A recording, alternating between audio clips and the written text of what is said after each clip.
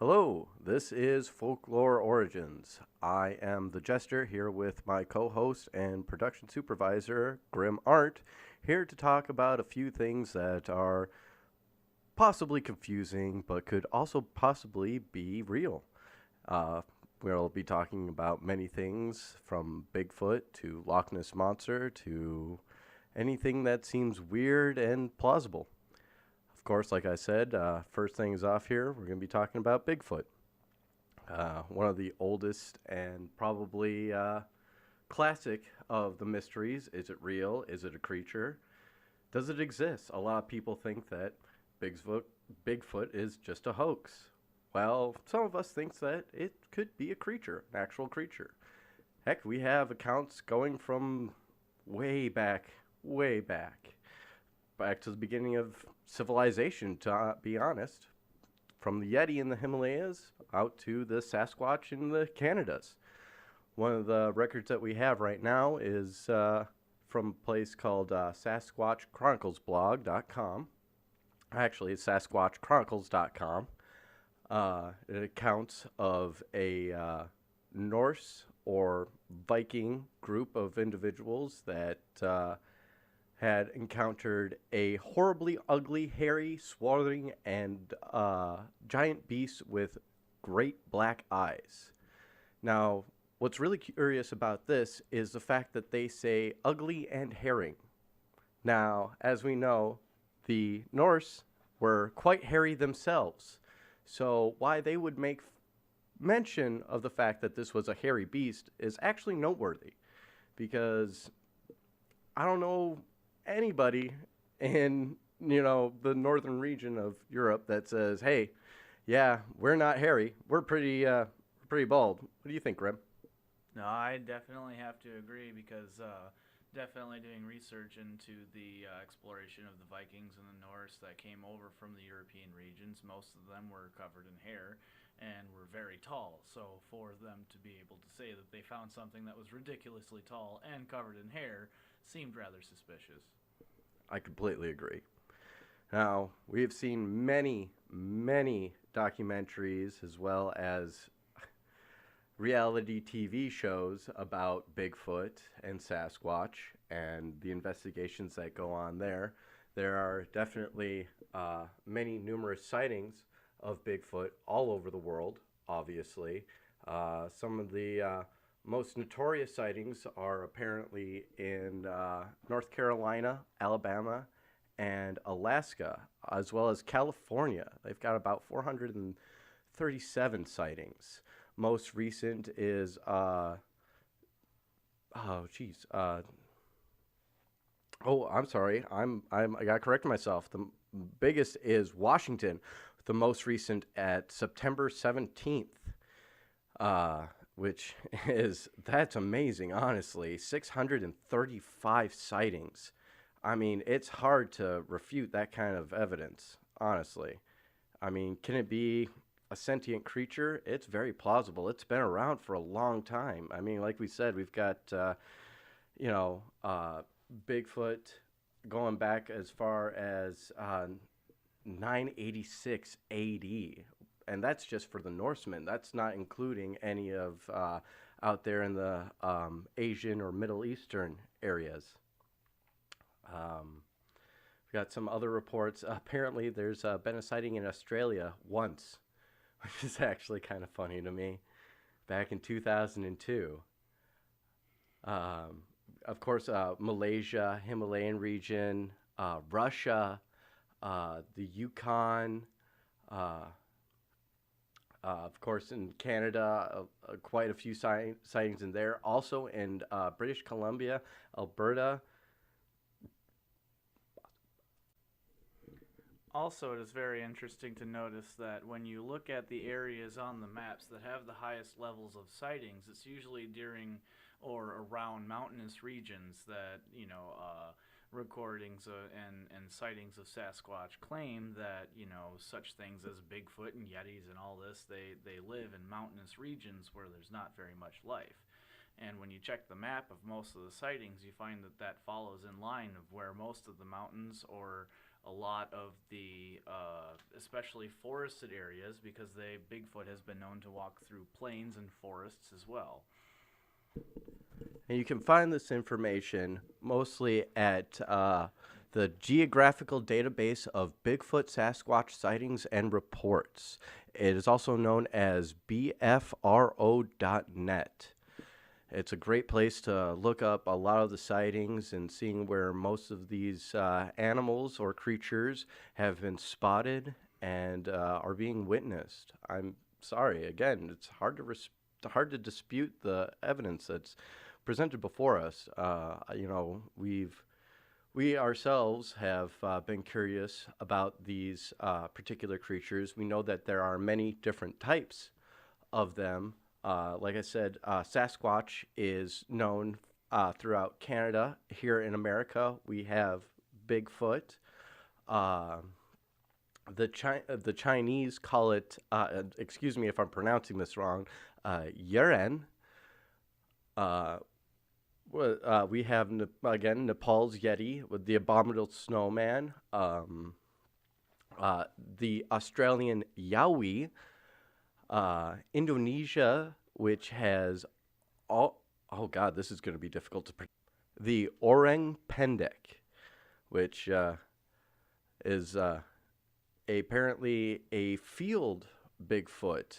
The natives of Sumatra have long believed in an orang how do you say it?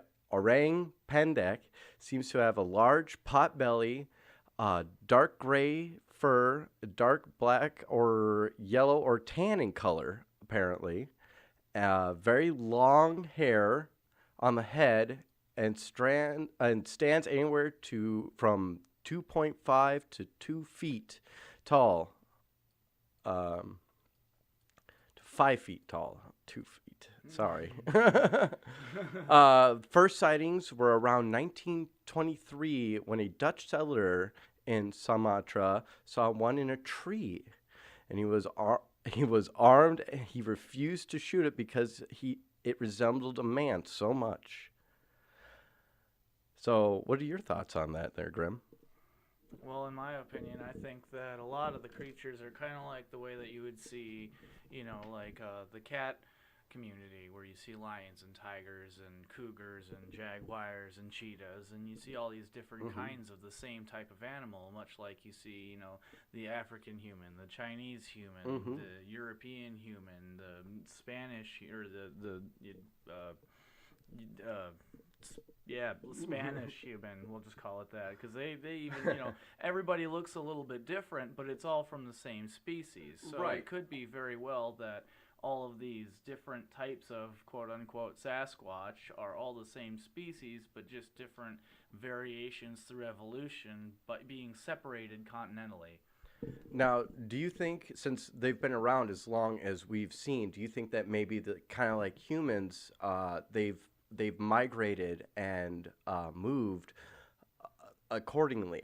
Well, I shouldn't say accordingly, but like almost with us, to the point where, because they're in every single culture, it can't be a coincidence. They're in every single culture. Even Egyptians and the such have talked about big hairy beasts and all or chimeras, mystical creatures that have been combined with other things. So I mean, it's hard to say. Well, more or less, you could look at it in the sense of it's not necessarily that they're following us, but more along the lines of they may require the same types of survival techniques that we require, and the same types of food. They may require the same types of heat and water, and it may be just sheer coincidence that we share the same territories because we meet the same requirements for survival that they do. That's a great statement. Now, here's the other thing I have also thought of. I had seen on a Nova report recently of Sasquatch in cave paintings. Do you think that there could have been a time where maybe we coexisted with each other, or possibly were around each other in prehistoric times? It's very possible, mainly since the human louse actually originated from the gorilla. The gorilla is the original ape that started the whole lice thing amongst our type of ancestry. That's So a good point. for us to be able to have lice means that we would have at one point in time had to have lived amongst gorillas long enough to obtain them and have them mutate while being able to share our DNA. So it's very possible that at one point in time we shared the same living quarters of most other or many different types of primates. And the Sasquatch may fall into the primate type of category just like we do, and just like, we keep calling them these great big tall, bipedal walking beasts. We Right. may not be the only ones. Right. No, I totally agree. Because, I mean, there have been times, even in Africa, when hunters first caught sight of gorillas, they thought that those were giant men or misshapen men with, because they had hands, they had thumbs, and they assumed, I can't even. Do you remember what they originally called them, the gorillas down there? I think they were like short men or something like that. They thought that they were a type of human being when they originally captured them. Much like they did in Vietnam, they considered them like hairy cousins. Right. That's what they. Matter of fact, in Vietnam, that's what the the soldiers in Vietnam. That's originally what they had called them. Was they said we met them in the eyes, and upon meeting their glance, we couldn't help but recognize them as our own furry cousins. Wow, that's so interesting, so intense. I always find this stuff fascinating, and I hope that you all do too. We'll be talking a little bit more about this, obviously, and one of the things here is the Sasquatch or the Bigfoot, the Yeti, whatever you want to call it, the creature, actually. I shouldn't say it like that. I should give it the proper respect it deserves. Is we have all of this information on it, but we don't actually have a lot of information on it, which, is kind of like one of those things where people speculate why they believe that it's just a giant hoax, because we have all of this great evidence, but no one's ever successfully recorded ever seeing one or successfully caught one in nature. Like I said, we have reality shows where they go hunting for these things and they never ever catch them on video. They just catch noises, and that could just be another cameraman out there, taking a piss for all we know. In a way, it kind of reminds me of that episode of Doctor Who, for anybody who actually knows what I'm talking about here. There's an episode on Doctor Who called Listen, where the doctor, he says there's the perfect predator, there's the perfect swimmer, there's the perfect runner. Why, if there was such thing as perfect hiding, how would we know? That's a great point. You'd never know, because you'd never be able to find it, because it would be the perfect hider. That's a great point. So maybe Sasquatch or Bigfoot or whatever, maybe its greatest survival technique is its ability to be able to elude every type of animal that it needs to elude. And a lot of that, I think, is because they live in a lot of regions where there are caves. And that's one of the reasons why I was bringing up the caves back in the prehistoric era, technically during the Ice Age, when we were in caves. Maybe they just kept to those areas and decided that they wanted this was a safe place. I'm not saying that specifically, because we've seen definitely many pictures over the years, some that definitely, for people who are professional spotters of fakes and such like that, knockoffs, that have even confessed this is not a false picture. There was, back in 2003, there was an ape-like creature that was captured on a motion sensor camera for deer or other wildlife. The lady, she actually set it up to capture birds, but it ended up capturing this really tall creature, and it was covered in fur. It looked like an ape, and everyone's like, oh, well, it's a Sasquatch. Well, to me, it didn't look like a Sasquatch because the hair was so much longer. But I can't say what a Sasquatch really is. I can't say what Bigfoot really is, because we've never actually seen it. We have that video of it walking, but we've also heard that is also a hoax. We've even read other things like the Nazis have used Bigfoot and Sasquatches and Yetis in their attacks and such like that, but there have never been. I mean, I've had my grandpa, I've known people that were in World War II and such and never saw such creatures. And now that that information has gotten out into the media, nowadays that information is rather hard to find. Matter of fact, we spent a great deal of time trying to find something related to that online, and all we could find was information relating to the Germans in 1938 going out to search for the Yeti over at the South Pole or Antarctica. Antarctica. They went to Antarctica to go look for the Yeti because they believed that they could create some kind of super Aryan race, or that they were the originators of the Aryan race, they or were something the crazy like that. They were the progenitors of the Aryan race. And nowadays, if you look online, it'll say that they never actually accomplished their search for it, but that they actually did look for it, which means that even in 1938, I mean, even, you know, we got that page where up to 2017 people are still citing it. So this is something that from 986 AD, people have been spotting this thing. And we still have sightings of it all the way up till now. So it's hard to say that this is something that doesn't exist, but with how little evidence we have of it, it's hard to say that it does. And again, this is all based on what you truly believe, on what you truly think. We're just giving you the information that we see ourselves, trying to get a sense of what's going on in this world, trying to add science along with science fiction. And I mean, it seems plausible. I don't see why not. I mean, we've got things nowadays that people back in the day said that we would never have. Tablets, computers.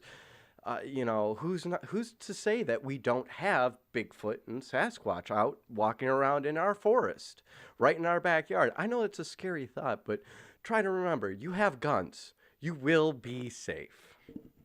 One thing to keep in mind is that, as new species are being found every day, we haven't discovered every inch of our Earth, and we know more about the moon than we know about our own ocean. And also you have to remember that magic is technology that we simply do not understand. And that's true. So just because, you don't have a way to be able to prove it doesn't necessarily make it true. However, it is always, always, always important to make sure that you keep your mind open and that you look for evidence to be able to find one way or the other and be open to both. Let's think about this. At one point in time, people said we would never be able to fly. And thanks to the invention of the engine, guess what? We are flying better than probably most birds right now. Truly. And hell, in some places, better comfort. Less fuel efficient.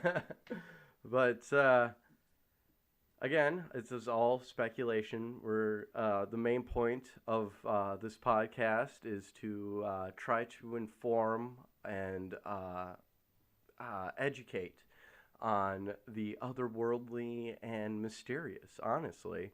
That's why we call it Folklore Origins. We're just trying to pry open your minds and make you think about things that you probably haven't thought about since you were a little kid.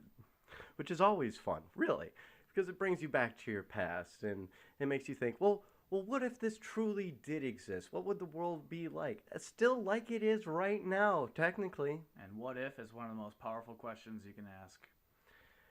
And for the Jester and Grimmartt, this has been Folklore Origins. Thank you for listening. Please subscribe to Hungry Toast Entertainment, and we will be doing more episodes. Please stay tuned.